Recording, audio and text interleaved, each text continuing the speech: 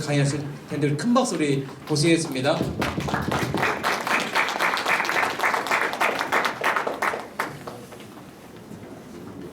예, 반갑습니다.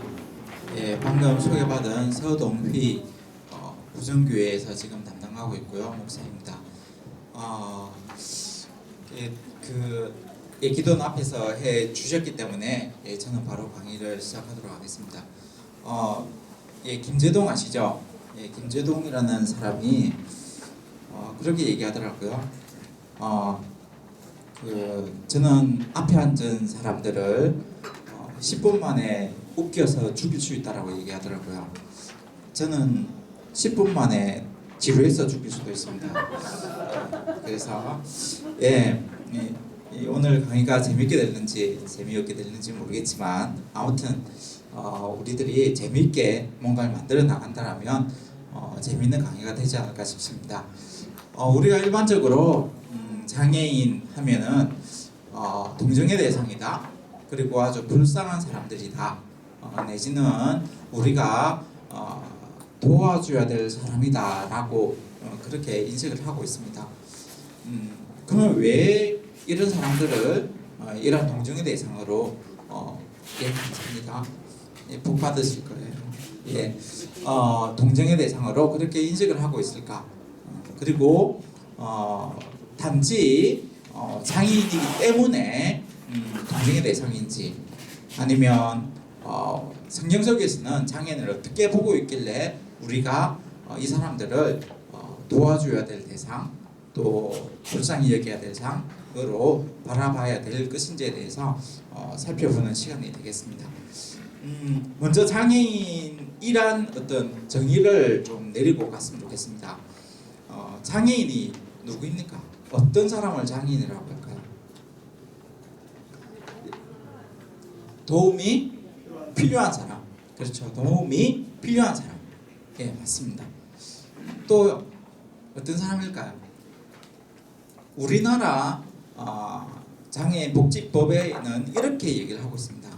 지체장애, 시각장애, 청각장애, 언어장애 또는 지적장애를 가지고 있는 사람들은 장기간에 걸쳐 일상생활 또는 사회생활에 상당한 제약을 받는 자사라고 표현하고 있습니다.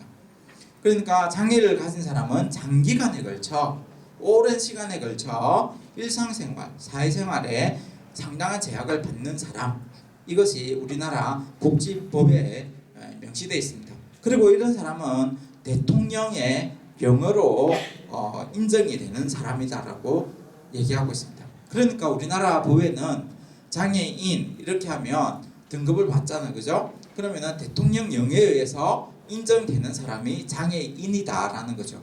예. 그런데 국제노동기구 ILO는 조금 다르게 표현을 또 하고 있습니다. 아시죠? ILO가 뭔지요? 국제노동기구입니다. 신체 또는 정신상의 결함의 결과입니다. 신체적 장애 그리고 정신상의 장애, 이런 결과로 적절한 자급을 확보하거나 유지해 나갈 전망이 없는 사람, 그러니까 일을 하지 못하는 사람이라는 거죠. 그 장애로 인해서 적절한 자기의 일들을 자급을 할 수 없는 사람을 장애인이다라고 표현하고 있습니다. 그리고 1975년도 유엔 총회에서 장애인에 대해서 이렇게 표현하고 있습니다. 이 사람이 장애인이다라고 얘기합니다. 선천적이든 후천적이든 신체적 또는 정신적인 능력의 결여라고 얘기합니다. 능력의 결여로 정상적인 개인생활, 사회생활 일부를 그리고 전체를 독자적으로 할 수 없는 사람, 능력의 결여라고 얘기합니다. 능력의 결여, 아예 하지 못한다가 아니고, 그리고 가능하지 못하는, 그러니까 불가능하다는 게 아니라 능력의 결여로 말미암아서 일부 또는 전체적인 것들을 독자적으로 할 수 없는 사람, 우리가 보고 있고 우리가 섬기고 있는 장애인들이 이런 사람들이죠. 그 사람들이 바로 장애인이다라고 유엔에서는 정의를 내리고 있습니다. 독자적으로 수행할 수 없기 때문에 어떻게 해야 될까요? 독자적으로 수행할 수 없으니까 어떻게 해야 된다? 우리가 도와줘야 된다. 우리가 도와줘야 된다는 것입니다. 유엔에서는 그래서 장애인들을 도와줘야 한다라고 정의를 내리고 있습니다. 이런 의미에서 전 세계적으로 7%에서 10%가 우리의 도움을 받아야 할 사람인 장애인이 존재한다라고 얘기합니다. 전 세계적으로 7%에서 10%입니다. 또한 5%에서 그 중에 5%에서 7%는 아주 심한 지적 장애와 발달 장애를 가지고 있는 장애인이 있다고 얘기를 하고 있습니다. 이 정의에 의하면 우리나라에는 장애인이 얼마쯤 될까요? 우리나라 인구가 5천만이라고 얘기합니다. 그러니 우리나라에는 장애인이 얼마쯤 될까요? 500만이죠, 그죠? 예, 500만 명의 장애인이 있습니다. 10명 중에 1명이 장애인이란 말이죠. 근데 그렇게 장애인들이 많이 보입니까? 안 보이죠, 그죠? 숨어 있습니다, 그들이. 자의적이든 다의적이든 그들이 숨어 있다는 거죠. 그들을 이끌어내는 사람들이 바로 우리가 되어야 할 줄 믿습니다. 그러면 왜 장애의 의미가 중요할까요? 왜 장애의 의미가 중요할까요? 왜냐하면 그 장애에 따른 정의가 명확하게 이루어져야 대상의 폭들이 정해지기 때문입니다. 그리고 장애를 어떻게 정의하느냐에 따라서 문제 접근이나 해결의 방안들도 달라지기 때문이에요. 그래서 장애인이란 이런 사람이다 라고 정의를 하는 것입니다. 그 정의에 따라서 그 사람들의 그러니까 보조를 받는다거나 아니면 도움을 받는다거나 하는 것들이 완전히 달라지기 때문이에요.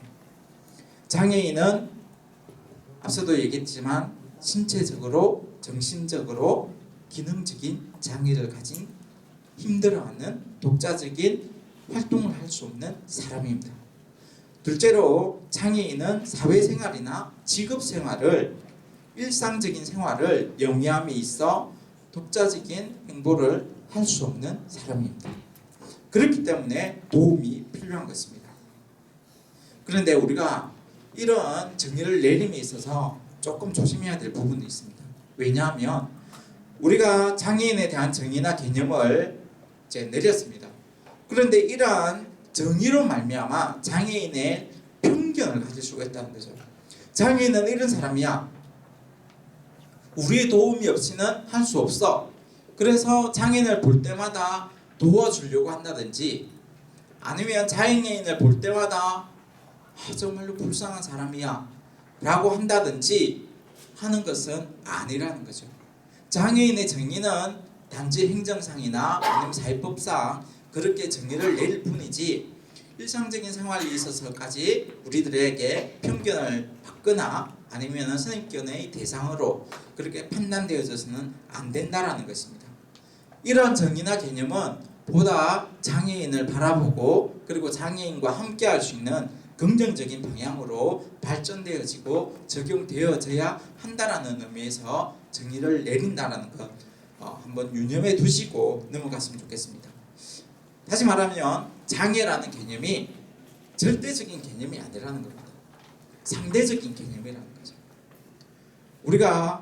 우리는 두 눈을 가지고 있습니다. 두 다리와 두 팔을 가지고 있습니다. 그런데 어느 나라에 갔더니 그 나라에는 한 팔밖에 없고 눈이 하나밖에 없어요. 그러면 그곳에 가면 우리가 뭐가 될까요? 우리가 장애인이에요. 우리가 장애인. 저에게 소망이 있습니다. 세상에 키의 기준이 160이었으면 좋겠습니다. 그래서 저는 아주 평범한 비장애인이 되고 160이 넘는 사람들은 장애인이 되는 그런 어떤 상대적인 개념이라는 거죠. 정말로 장애라는 개념 자체를 그리고 정의 자체를 편견을 가진 그런 잣대로 바라보지 않았으면 좋겠습니다. 그러면 왜 장애인들이 그렇게 생겨나는 것일까요? 우리나라의 10%나 되는 500만 명이라는 장애인이 있습니다. 왜 그렇게 발생하는 걸까요? 그 이유는 산업이 발달함에 따라 보다 다양해지고 사회화되어지는 과정 속에서 장애인이 나온다고 합니다. 개인적인 요인에 의해서, 그리고 환경적인 요인에 의해서, 사회적인 요인에 의해서 장애인이 발생한다라고 얘기하고 있습니다. 한국사회정책연구원의 보고서에 하면 이런 얘기가 있습니다. 임신 중에 태아 때 32.2%의 장애인이 발생한다고 합니다. 예, 이틀 뒤에 아기가 나옵니다. 제가 조금 걱정은 되는데, 뭐 그래도 하나님이 주시는 선물이기 때문에 기쁨으로 지금 아주 너무 기대를 하고 있습니다. 또는 감염이나 유행성 질환에 의해서 25.9%가 장애를 가진다고 합니다. 그리고 일반 외상, 산업재해, 교통사고, 이러한 다양한 원인에 의해서 장애인이 발생한다는 거죠.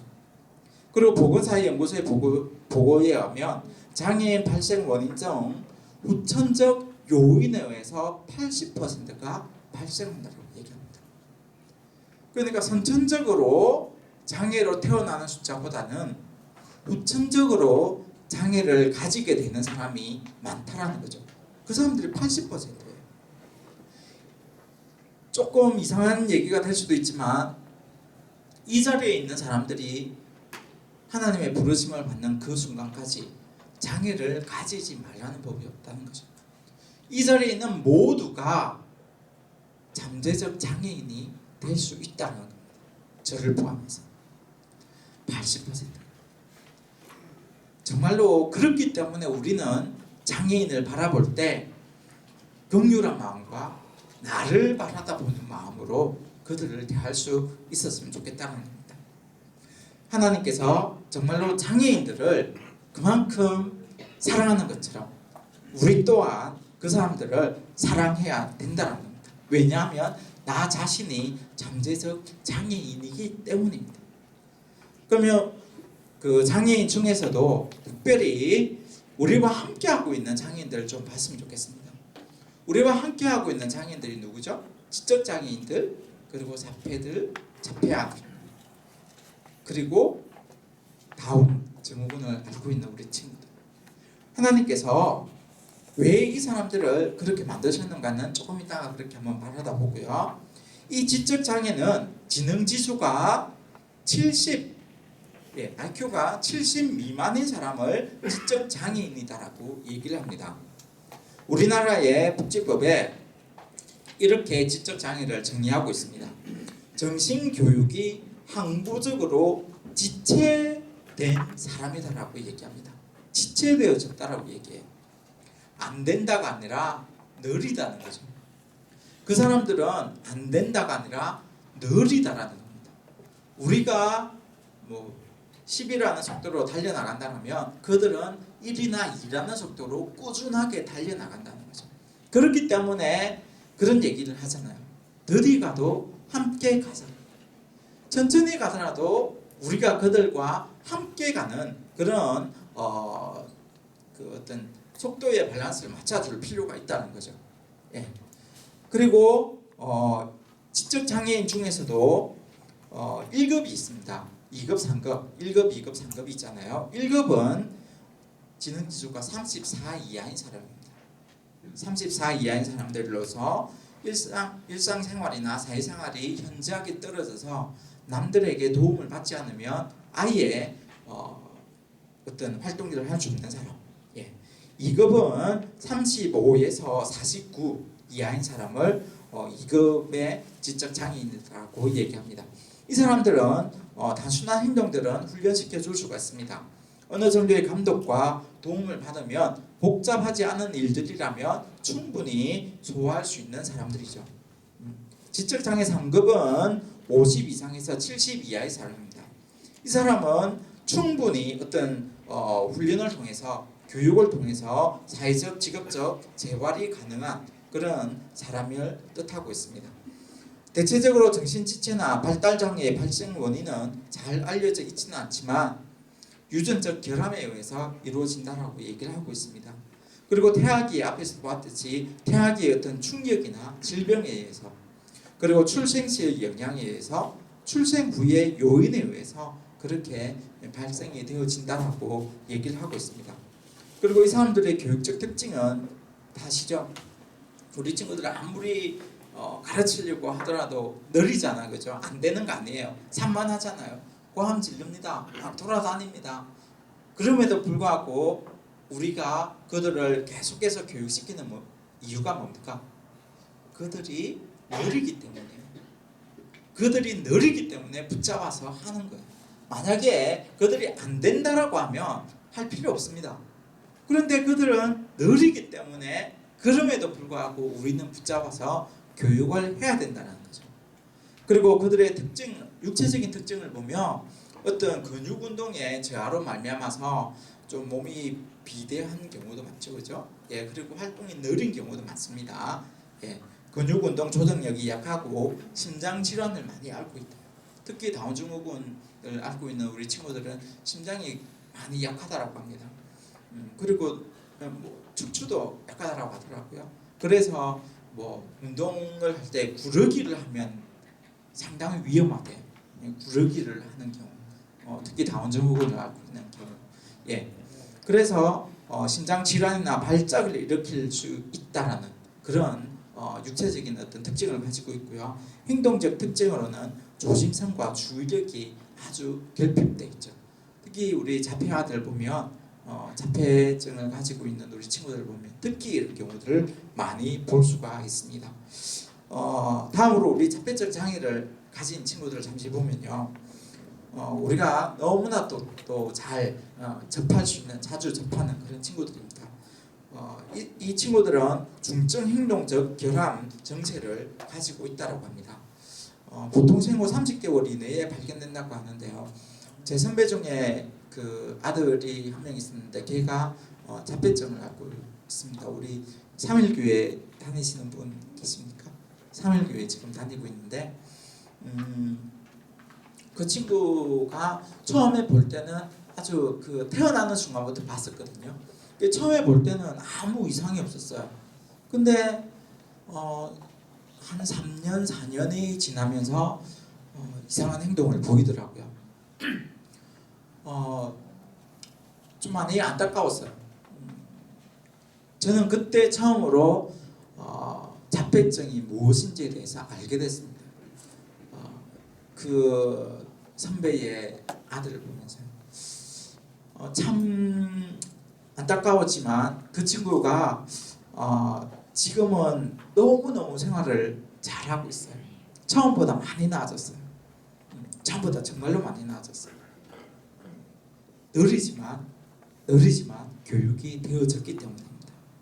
이 자폐증을 가진 친구들의 특징은 사람을 보면 그냥 물뚱물뚱합니다. 어제 보고 오늘 보고 내일 보고 매일매일 보았지만 그 다음 날도 보면 냉담해요. 이 사람을 언제 봤지? 이 사람을 내가 알고 있었나? 멀뚱합니다. 우리를 반겨주지 않죠. 예. 그리고 사물에 대해서는 지나친 관심을 가집니다. 자기가 좋아하는 물건이 있으면, 자기가 아끼는 물건이 있으면, 자기가 좋아하는 어떤 달력에 날짜가 있으면 정말로 집착을 보입니다. 제가 다니는 부정교회에 어떤 친구가 자폐증을 갖고 있습니다. 그 친구는 달력의 숫자를 그 날이 무슨 요일인지를 정확하게 기억합니다. 정확하게 압니다. 2013년도뿐만이 아니에요.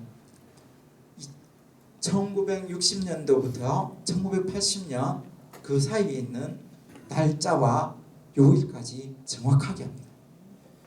신기하죠? 그런 능력이면 제가 그런 능력을 가지고 있으면 떼돈 벌 수 있을 것 같아요. 진짜 정확해요. 또 어떤 친구는 1호선부터 4호선까지 지하철역을 다 외웁니다. 예. 저는 1호선도 못 외워요. 반이나 외울까요? 못 외워요. 근데 1호선부터 4호선까지의 지하철역의 역명을 다 외워요. 순서대로. 정말로 대단한 능력을 지니고 있어요. 이런 친구들. 이 친구들은 언어 소통에 장애를 가지고 있지만, 그리고 행동의 장애를 가지고 있지만, 그리고 자기의 마음을 얘기하지 않고 있지만 너무나도 뛰어난 능력을 가지고 있다는 것입니다. 그래서 우리 한 엄마가 그런 얘기를 저한테 했습니다. 자폐증을 가지고 있는 친구의 마음이 한 번만 읽었으면 좋겠대요. 정말로 이 친구가 나 지금 이런 마음이에요, 이런 기분입니다, 이런 아픔을 가지고 있어요, 나 어디가 아파요 라고 하는 말을 들어보는 게 소원이다라고 저한테 얘기를 했습니다. 저는 그 소원이 곧 이루어지리라 믿습니다. 저희 교회뿐만이 아니라 다른 교회에 있는 우리 친구들의 그 아픔까지도 얘기가 되어지는, 그리고 그것들이 표현되어지는 그날이 곧 오기를 주님의 이름으로 축원합니다. 그리고 이들은 반복적 행동을 한다는 것입니다. 한정된 놀이 활동만을 하려 하며 특정한 물건에 지나친 집착을 보입니다. 특정한 행동에 그리고 특정한 어떤 반응에 완전히 반복적인 행동을 계속해서 이루어냅니다. 어떤 친구들 보면 손을 계속 이렇게 흔드는 친구들이 있습니다. 또 어떤 친구들은 몸을 계속 이렇게 흔드는 친구들, 또 어떤 친구들은 앞으로 흔듭니다. 옆으로 흔들고 앞으로 흔들고, 또 어떤 소리를 계속해서 반복해서 내요. 그게 저는 새소리일 수도 있고요, 네. 아니면 어떤 물을 흐르는 소리도 있고요. 그 소리들을 계속해서 반복해서 냅니다. 이런 어떤 자폐증을 가진 우리 친구들의 마음이, 그리고 몸들이, 육신이 조금씩 회복되어지는 그런 놀라운 역사가 우리들이 바라볼 수 있기를 또한 주님의 이름으로 축원합니다. 그러면 성경에 나타난 장애인들의 모습을 한번 살펴보도록 하겠습니다. 성경 속에는 우리 장애인들을 어떻게 얘기하고 있고 어떻게 그려내고 있고, 또 이런 장애인들을 하나님께서는 어떻게 얘기하고 있는지 한번 살펴보겠습니다. 첫 번째로 구약에 우리 장애인들이 어떻게 나타나 있는지 봅시다. 고대의 장애인과는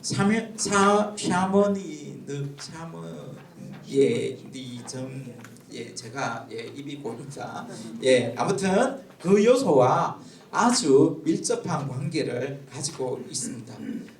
그리고 당시 사회적 정황에 의해서 잘못된 편견으로 장애인들이 아주 부당한 처우를 받은 것이 고대의 장애인들이었습니다. 그 당시 장애인들은 공동체가 유지되고 그리고 존속되고 그리고 앞으로 나아가는 공동체가 그것에 방해가 되어진다면 가차없이 죽임을 당했던 사람들이 바로 장애인들이었습니다. 특히 스파르타 사람들이 특히 더 그랬습니다. 스파르타 사람들은 아주 가혹한 훈련들 그리고 심한 훈련들 시켰잖아요. 그런 훈련들을 하지 못하는 사람들, 그리고 그런 훈련이 힘들어해서 뒤처지는 사람들은 과감없이 도태시켜버리는 그런 경우를 스파르타 사람들이 일어나게 했습니다. 스파르타 사회는 냉엄한 우생학적 방법으로 사람을 길러냈다는 거죠. 그래서 살아남는 사람은 정말로 뛰어난 군인 그리고 사람이 될 수 있었지만, 그렇지 못한 사람은 완전히 자연 도태되어지는 그런 일들을 일어나게 했습니다. 스파르타의 리쿠르루스라는 법전이 있답니다. 리쿠르구스라는 법전. 그 법전에 보면 장애인과 노약자는 산에다 갖다 버리라는 말이 기록이 되어져 있대요. 우리나라 지금 고려장이죠. 산에 갖다 버려라라고 얘기합니다. 장애인과 노약자들은. 왜요? 사회에 쓸데가 없던 사람입니다. 쓸모가 없습니다. 쓸모없는 사람은 당연히 없애라는 거죠. 마찬가지로 로마인들도 마찬가지였습니다. 로마인들도 장애인들은 강물에 던져서 익사시켜 버렸습니다. 또는 투기장에 사자의 밥이 되게 하고 호랑이의 밥이 되게 했다는 거죠. 투기장에서 장애인들을 이렇게 무시하고 장애인들을 이렇게 학대를 했습니다. 장애 아동이 태어나면 광장에 목을 매달아 죽였습니다. 후천적으로 장애를 입게 되었다 손치더라도 그 사람들도 살해하는 것을 허용했습니다. 법적으로. 이러한 스파르타나 아니면 로마 고대 근동 지역의 장애인관이 유대인들에게도 마찬가지로 나타나게 됩니다. 장애인에 대한 부정적 시각을 아주 명확하게 드러낸 성경 구절이 있습니다. 레위기 21장 21절입니다. 레위기 21장 21절 보면 이렇게 나옵니다. 제사장 아론의 자손 중에 흠이 있는 자는 나와 여호와께 화제를 드리지 못할지니. 흠이 있는 사람은 예배를 드리지 못한다라는 거예요. 그것이 제사장 아론의 자손이라 할지라도. 제사장의 자손이 아론이잖아요, 그렇죠? 아론의 그런 자손이 제사장이 될 수 있잖아요. 근데 그 제사장의 자손 중에 육체적으로 흠이 있다라면 하나님께 예배를 드리지 못했습니다. 장애인들은 예배를 드릴 수 없는 존재들이었어요. 하나님께 제사를 드릴 수 없다는 규제 내용이 나와 있는데 이것은 신체적으로 장애인에 대한 엄청난 차별적인 구절입니다. 성경에 보면 이렇게 나와 있습니다. 그리고 이 구절로 말미암아서 얼마 전까지 장애인은 성직자가 될 수 없었습니다. 여기 저 뒤에 보면 우리 한신영 목사님 나와 계신데,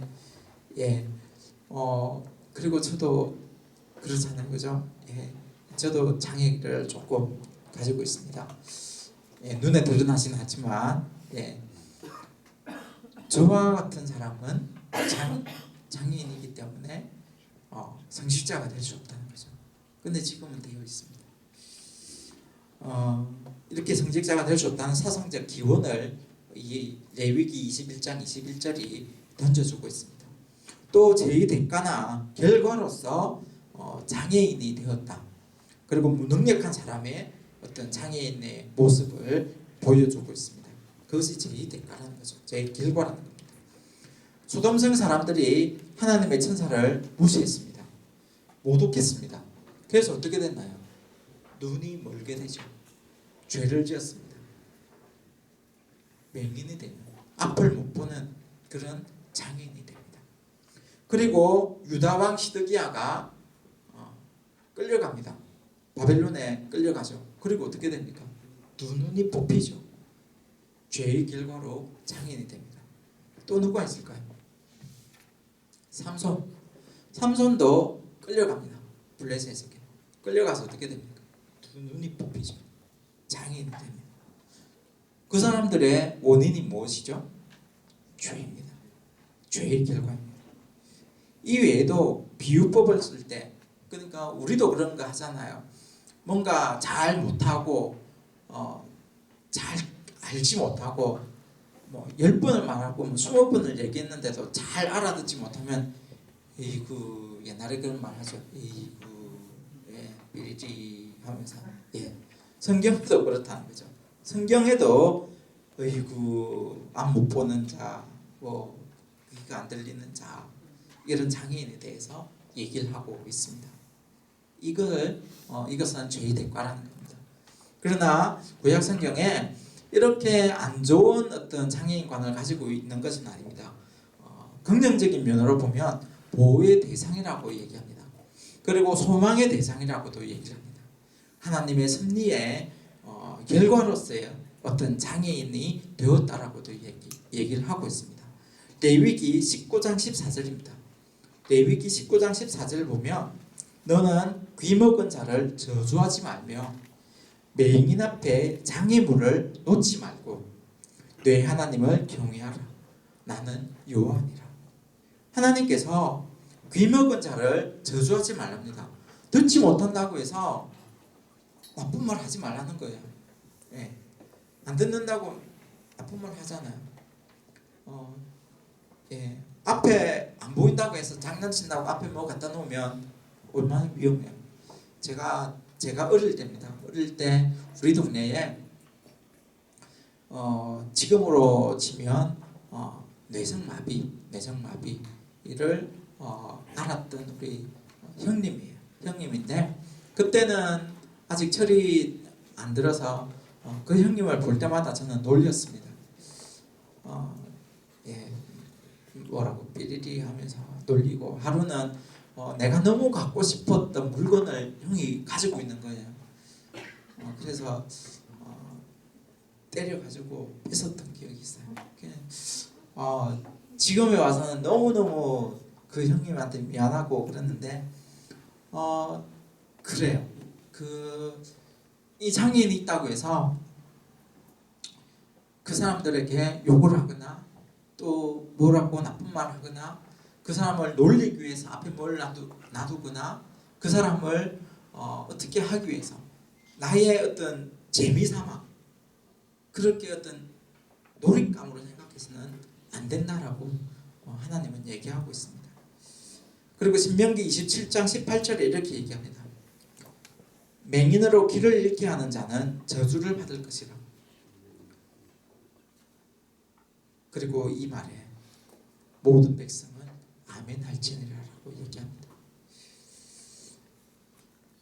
장애인들을 나쁘게 얘기하고 장애인들에게 나쁘게 행동하고 장애인들을 길을 잃게 만든다면 그 사람들이 일상생활을 못하게 한다면 하나님께서 저주하겠다는 겁니다.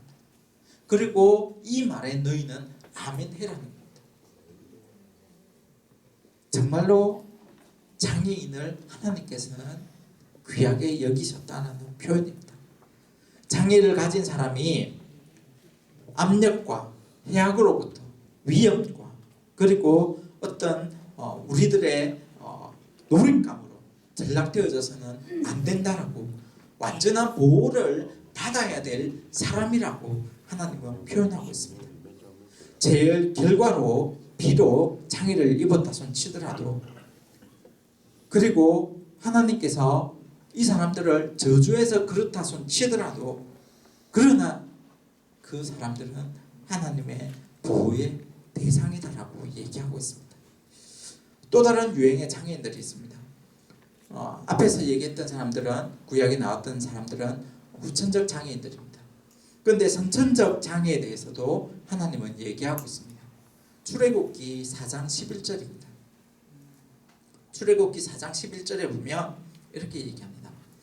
여호와께서 모세에게 이르시되 그에게 이르시되 누가 사람의 입을 지었느냐 누가 말 못하는 자나 못 듣는 자나 눈 밝은 자나 맹인이 되게 하였느냐 나 여호와가 아니냐.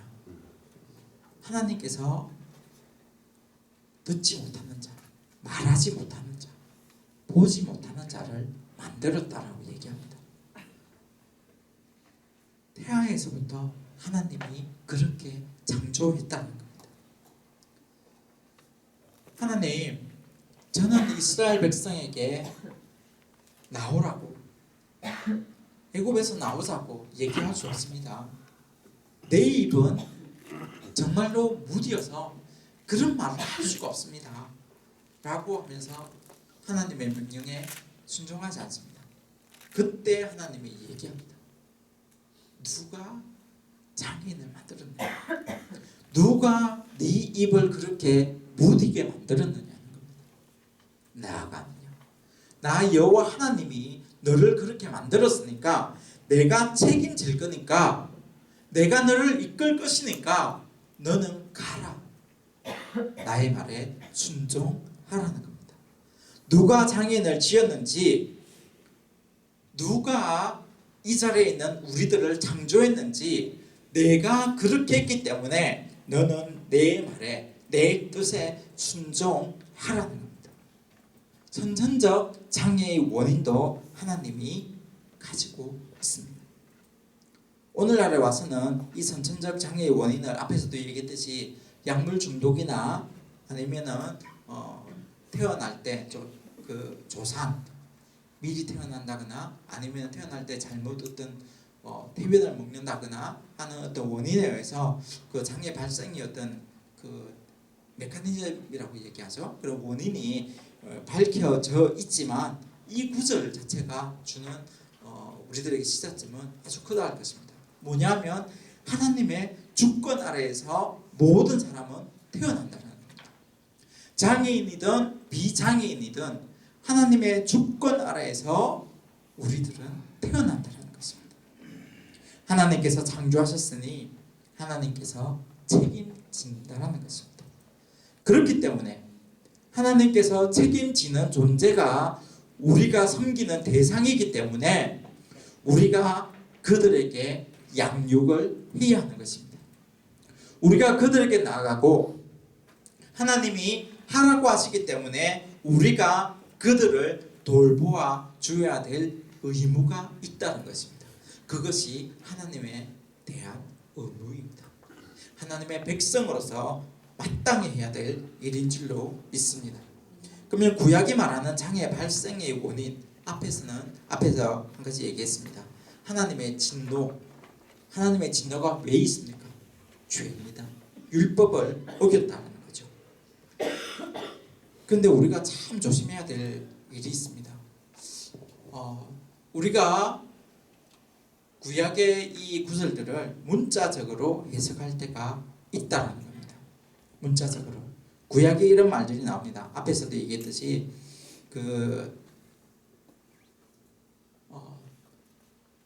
흠이 있기 때문에 예배를 드리지 못할지라. 그 말에 충실히 우리가 따른다라면 몸에 흠이 있기 때문에 예배를 드리지 못할지라. 그 말에 순종해야 되죠, 그죠? 순종해야 됩니다. 그렇다면 우리가 섬기고 있는 장애인 친구들은 예배 드릴 수 있습니까? 못 드립니다. 흠이 있어서 저같이 장애인이라서 많이는 아니지만 성직자가 못 된다라면 안 돼야죠. 근데 지금 되어 있잖아요. 그게 문자적인 해석입니다. 부정하다. 제사 드릴 수 없는 사람들이다. 때로는 부정한 짐승이니까 먹지 마라.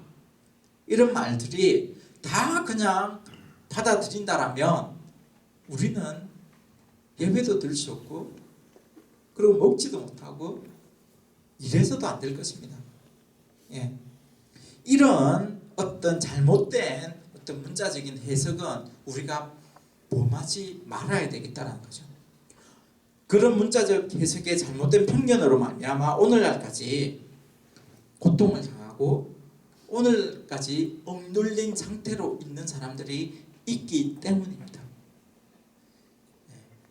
우리들 가운데 하나님이 그래, 너는 나쁜 사람, 너는 정말로 못된 사람 하면서 우리가 치부해버립니다.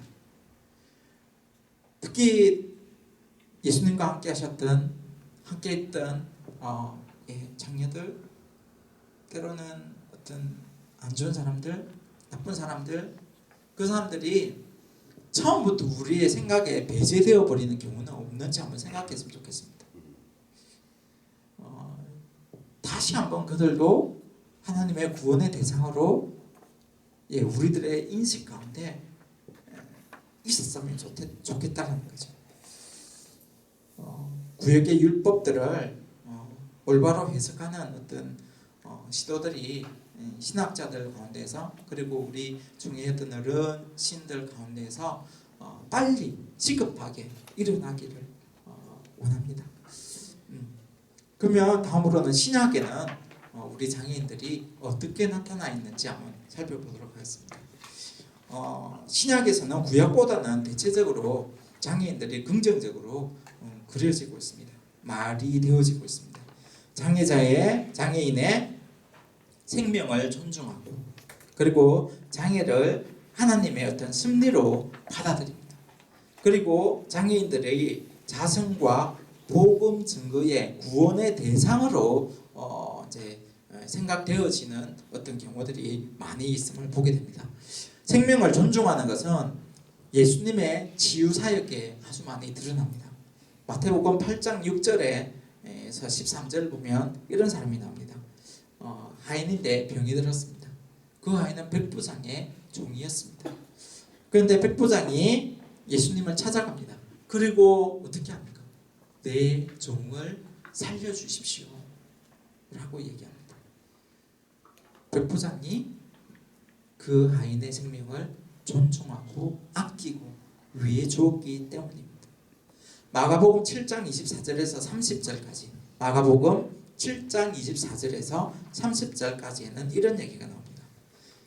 어떤 한 어머니가 애절한 마음으로 아주 마음이 아파하면서 귀신 들린 딸을 고치기 위해서 예수님께 데리고 나옵니다. 이 과정 속에서도 어머니가 그 귀신 들린 딸을 너무나도 사랑하고 아끼는 모습입니다. 그리고 예수님이 어떻게 하십니까?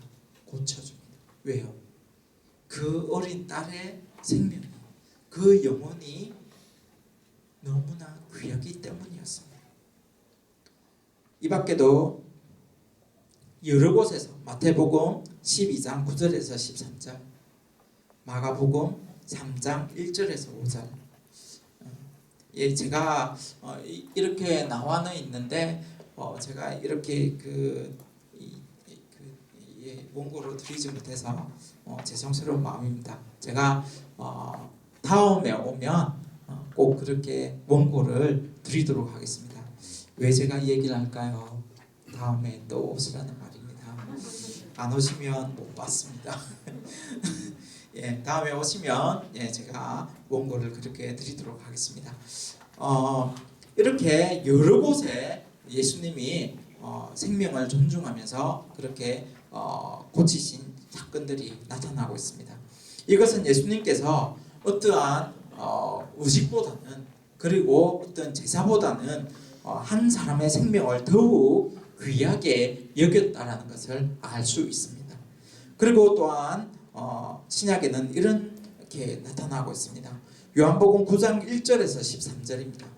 요한복음 9장 1절에서 13절을 보면 장애의 원인을 부모나 자신의 죄 때문이 아니라 하나님의 섭리로 나타내 보여주고 있습니다. 이 장면은 장애인을 하나님의 뜻, 하나님의 일, 하나님의 영감의 장으로 보고 있다는 것입니다. 제자들이 묻습니다. 이 눈먼 사람의 눈먼 장애는 누구의 잘못 때문입니까? 부모님들 때문입니까? 아니면 이 사람의 죄 때문입니까? 예수님이 뭐라고 얘기합니까? 예수님이 부모의 잘못도 아니고 이 사람의 잘못도 아니고 하나님을 일을 나타내 보이기 위해서, 하나님의 영광을 나타내 보이기 위해서 이 사람이 눈이 멀었다는 거예요. 이 자리에 있는 우리도 어떤 어려움을 가졌는지 모르겠습니다. 어떠한 잘못이 있는지 모르겠습니다. 신체적으로나 아니면 정신적으로. 그러나 그것이 분명히 하나님의 영광을 위해서, 하나님의 일을 나타내 보이기 위해서 그렇게 되었음을 믿으시기 바랍니다. 또한 그렇게 되었기 때문에 우리는, 그리고 이 사람은 하나님의 일을 나타내 보여야 한다는 것입니다. 어떤 사람의 장애를 책망하기 위해서가 아닙니다. 눈이 보이지 않는 것이 이 사람의 죄가, 이 사람의 잘못이 눈을 멀게 했다, 그래서 이 사람은 책망받아야 될 사람이다 라는 것이 아니라는 거죠. 예수님이 성취하고자 하는 구속사역의 한 부분으로서 귀하게 사용되어지기 위해서 그렇다는 것입니다. 이 자리에 있는 우리 모두가 귀하게 사용되어지기 위해서 우리가 부족한 것이 있다는 것입니다. 하나님의 일을, 하나님의 나라를 나타내 보이기 위해서 우리가 뭔가가 부족하다는 것입니다. 우리가 뭔가가 조금 그렇다는 거죠.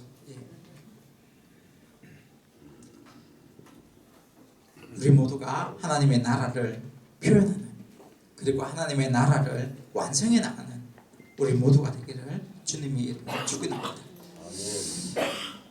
정말로 그 눈먼 사람의 그 하나님의 일을 나타낸 것은 정말로 또 놀라운 일을 또 한 가지 우리들에게 보여줍니다. 그것이 뭐냐면 그들의 가족입니다. 그들의 가족이 잘못되어졌기 때문에, 그들의 가족이 잘못했기 때문에, 우리들의 섬기고 있는 그 장애인 친구들의 가족이 잘못했기 때문에 그들이 장애를 얻은 것이 아니라 하나님의 일을 나타내 보이는 긍정적인 측면에서, 죄의식을 없애는 측면에서 그들이 장애를 입었다라는 사실입니다. 우리들의 친구들은 그런 의미에서 특별한 목적이 있는 존재들입니다. 하나님의 일을 나타내 보이기 위한, 하나님의 일을 드러내 보이기 위한 특별한 목적을 가진 존재들이 우리 친구들이라는 말입니다. 예수님이 이 땅에서 궁극적으로 하신 일이 있습니다. 무엇입니까? 궁극적으로 어떤 일 때문에 오셨습니까? 우리들의 죄를 대신해서 죽으시고 부활하시기 위해서 이 땅에 오셨습니다. 그 일을 이루시기 위해서 이 땅에서 크게 세 가지 일을 하십니다. 하나님의 나라와 복음을 전파하는 일, 그리고 사단을 쫓아내는 일과 죽음을 쫓아내는 일입니다. 죽음을 쫓아내는 일, 사단을 쫓아내고 죽음을 쫓아내는 일. 다시 말하면 죽은 자를 살리는 일입니다. 또 한 가지가 병든 사람과 장애인을 고치는 일이었습니다. 그러면 왜 하나님이 하나님 나라를 전하고, 그리고 죽음을 물리치고 병든 자와 장애인들을 고치셨을까요? 왜 그랬을까요? 아주 궁극적인 목적과 연관해 보면 이 세 가지는 죄와 연결이 되어 있기 때문입니다. 인간의 죄와 밀접하게 죽음과, 그리고 장애와, 그리고 병이 밀접하게 관계되어 있다는 거죠. 우리 인간들은 아담과 하와 이래로 원죄라는 굴레에 사로잡혀 있습니다. 원죄. 거기서 아무리 뛰쳐나가려고 해도 뛰쳐나갈 수가 없습니다. 하나님의 은혜가 아니고서는, 하나님의 은혜가 아니고서는 뛰쳐나갈 수가 없습니다. 그래서 예수님은 그 원죄에서부터 해방시키고자, 뛰쳐나가게 하기 위해서 예수님은 책임을 지신다는 거예요. 우리들을 그 원죄의 굴레에서부터 해방시키고자 하는 책임을 하나님과 예수님은 가지고 있었다는 것입니다. 그래서 그것들을 하나하나씩 해결해 나가는 과정이 사단을 쫓아내고 죽음을 물리치고 병든 자들과 장애인들을 고치는 일이 그 해결의 과정이었다는 것입니다. 죄를 해결하고자 하니까 우리들이 가지고 있는 죄들을, 그리고 인류가 가지고 있는 죄들을 해결하려고 하니까 병을 고쳐야 되겠습니다. 장애를 없애야 되겠습니다. 죽음을 없애고 물리쳐야 된다라는 결론에 도달했다는 겁니다. 죄를 없애고자 하니까. 그래서 예수님은 아주 크게 이 세 가지 일을 감당하셨습니다. 또한 누가복음 14장 12절에서 14절 21절을 보면 장애인을 자선의 대상으로 신약은 바라보고 있습니다. 어떤 주인이 잔치를 열었습니다. 그리고 그 잔치에 권력이 있는 사람, 힘이 있는 사람, 그리고 아주 귀한 사람, 그리고 부자들을 초청했습니다. 그런데 어떻습니까? 그 사람들이 옵니까? 아니요. 잔치를 열었는데 그 사람들을 불렀습니다. 그런데 그 사람들을 오지 않습니다. 왜 불렀을까요? 나에게 뭔가의 이익을 줄 수 있는 사람들이에요. 뭔가 이익을 줄 수 있는 사람이기 때문에 불렀습니다. 근데 안 와요. 그랬더니 이번에는 어떻게 합니까? 거리에 나가서 병든 자들, 장애인들, 불쌍한 사람들, 가난한 사람들을 부릅니다. 근데 이 사람은 어때요? 이 주인에게, 이 왕에게 이익을 줄 수 있는 사람입니까? 아니요. 이익을 줄 수 없는 사람들이에요. 객관적으로 생각을 했을 때. 우리가 섬기고 있는 친구들은 어떻습니까? 나에게 이익을 줄 수 있는 사람일까요? 모르긴 몰라도 끊임없이 부어줘야 될 그런 대상이 우리가 섬기는 대상입니다. 신약은 장애인들에게, 그리고 가난한 사람들에게, 병든 사람들에게 자선의 대상이다라고 우리들에게 얘기하고 있습니다. 또한 사도행전 3장 2절에서 10절을 보면 장애인을 치유함으로써 복음 전거를 효과적으로 할 수 있는 대상으로 생각하고 있습니다. 베드로가 안전뱅이를 고치는 사건입니다. 장애인들에게 물질적인 동정을 하기보다 근본적인 치료와 그리고 구원의 중요성을 말해주고 있습니다. 그를 통해서 수많은 사람들에게까지 전도가 가능하게 되는 것을 사도행전은 얘기하고 있습니다. 장애인들을 치료해주고 회복시켜 줌으로써 저절로 복음이 전파되는 일을 우리 스스로도 많이 보았을 것입니다. 우리 주위에 있는 장애인들을 보면서 그들을 섬기니까, 그들과 함께하니까 어때요? 그 주위에 있는 사람들이 같이 오잖아요. 같이. 왜요? 그 사람들이 복음을 전해왔기 때문입니다. 우리들의 행동이, 우리들의 섬김이, 우리들의 돌봄이 장애인 친구들의 주위를 복음을 전파하게 만드는 그런 일들을 우리는 보고 있습니다.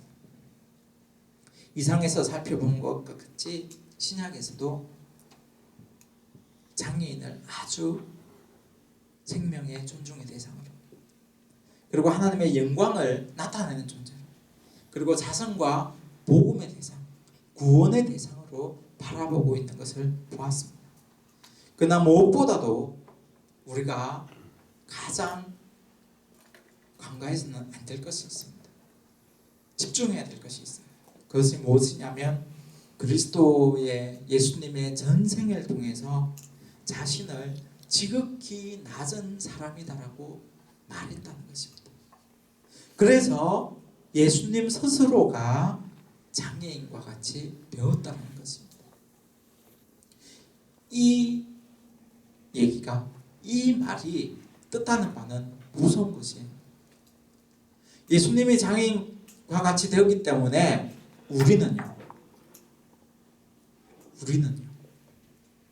우리도 그렇게 되어야 된다는 말입니다. 예수님이 장애인과 같이 되어서 어떻게 했습니까? 죽었습니다. 우리는요? 죽으라는 말입니다. 예수님이 그렇게 하셨기 때문에 우리들도 그렇게 해야 된다라고 예수님은 얘기하고 있습니다. 예수님이 생각하시고 예수님이 바라본 그 장애인들을, 그리고 그 장애인들을 향해서 행동하신 것들이 우리들에게도 똑같이 일어나야 된다라고 신약은 얘기하고 있습니다. 예수님은 장애인들을 만나기 위해서 찾아가셨습니다. 장애인들이 예수님을 찾아온 것이 아니라 예수님이 장애인들을 찾아가셨습니다. 또한 예수님의 모든 3년 동안의 공생애 중에서 일반 사람들과 비장애인들과 함께 했던 어떤 사역의 특별 사역보다는 장애인들과 함께 하셨던 그 특별 사역들이 더 많았다는 거죠. 예수님은 장애인들의 생명을 존중하셨습니다. 그리고 전인격적인 존재로 생각하셨습니다. 하나님의 형상을 잃어버린 왜곡되어진 사람이기 때문에 다시금 회복시켜야 될 대상으로 생각하셨습니다. 누가복음 4장에 보면 18절에서 20절입니다. 거기에 보면 포로된 자가 나옵니다. 눌린 자가 나옵니다. 결박된 자가 나옵니다. 그리고 복음서에 엄청나게 많은 아픈 사람들이 나옵니다. 18년 동안 12년 동안 혈류증을 앓았던 사람이 나옵니다. 38년 된 중풍병자 바리메오, 베세다에 있었던 맹인들, 지붕을 타고 내려온 중풍병자들, 중풍병자, 세리와 장녀, 이 사람들이 어떤 사람들입니까? 정신적으로나 육체적으로 장애를 가지고 있었던 사람들입니다. 또한 사회적으로도 장애를 가지고 있었던 사람입니다. 사회적으로 쓸데없는 사람이다라는 인식이 되어진 사람들입니다. 그런데 예수님은 이 사람들에게 육체적인 치유함뿐만이 아니라 정신적인 치유함, 나아가서는 사회적으로 다시 돌아갈 수 있는, 다시금 복귀할 수 있는 사회적 구원까지도 예수님은 이루어 내주십니다. 어떤 누구의 비방이나 왜 그 사람들을 고쳐주십니까? 왜 안식일인데 이 장애인들을 치료해 줍니까? 당신은 이런 일을 할 자격이 없는 사람입니다 라고 온갖 모욕과 비방을 당하손 치더라도 예수님은 상관하지 않았습니다. 오로지 예수님의 마음에는, 예수님의 그 관심에는 오로지 장애인들의 상처가 있었습니다. 가난한 사람들의 아픔이 있었고요, 병든 사람들의 고통이 있었습니다. 그것이 예수님의 마음에 있었기 때문에 어떤 공격과 어떤 비방에도 모욕에도 감당할 수가 있었다는 거죠. 예수님은 한 사람의 영혼을 바라보시면서 전인적 구원에 관심을 쏟으셨습니다. 예수님은 장애를 차별의 개념으로 생각하지 아니하셨습니다. 예수님은 단지 차이의 개념으로 생각하셨습니다. 차별받아야 될 사람이 아니라 우리와는 조금 다른, 그럼에도 불구하고 구원을 받아야 할 차이가 있는 존재로 생각하셨다는 거죠. 예수님의 이러한 관심은 앞에서도 얘기했듯이 요한복음 9장 1절에서 13절에 너무나도 잘 나타나고 있습니다. 장애는 죄로 말미암은 것이 아니라는 거죠. 죄가 장애를 일으키는 것이 아니라 하나님의 일을 나타내기 위해서 장애가 있다는 것입니다. 예수님은 장애인들을 치명적인 아픔으로부터, 저주로부터, 그의 죄로부터 해방시키고 계십니다. 그들의 육체와 영혼을 소생시켜 다시금 사회로 복귀할 수 있는 데까지 이루어내고 있습니다. 한 사람의 인격으로 완전히 인정하고 있고 새로운 존재로 태어날 수 있게끔 만들어 주시고 계십니다. 예수님과 장애인의 만남이 왜 복음서에 그렇게 많습니까? 그만큼 예수님이 장애인을 사랑하시기 때문입니다.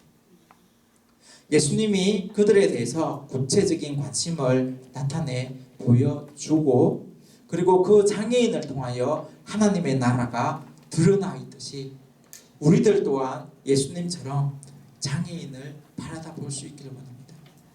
장애인을 통해서 하나님의 사랑이, 예수님의 사랑이 드러날 뿐만이 아니라 하나님의 나라가 더욱더 확장되어지는 그런 놀라운 일들이 이 자리에 있는 우리 교사 선생님들을 통해서 일어나기를 주님의 이름으로 축원합니다. 기도하겠습니다. 하나님 감사합니다. 하나님께서 우리들 너무나도 귀한 존재로 삼아주시고 너무나도 특별한 사역을 감당할 수 있게끔 하시고 하나님 아버지께서 너무나도 사랑하여 주시는 장애인들을 우리들의 품 안에 품을 수 있게끔 하심을 감사합니다. 하나님께서 장애인들을 사랑하여 주시고 그 사랑으로 하나님 나라가 나타날 수 있게끔 하셨듯이 우리들을 통하여 장애인들을 더욱더 하나님의 품으로 돌려드릴 수 있게끔 하시고 우리들을 통하여서 하나님의 나라가 더욱더 확장되어질 수 있게끔 하여 주시옵소서. 예수님이 우리 장애인들 위하여서 죽으셨듯이 우리들 또한 죽을 수 있게끔도 하여 주시옵소서. 감사드리며 그 하신 예수님의 이름으로 기도드리옵나이다. 아멘.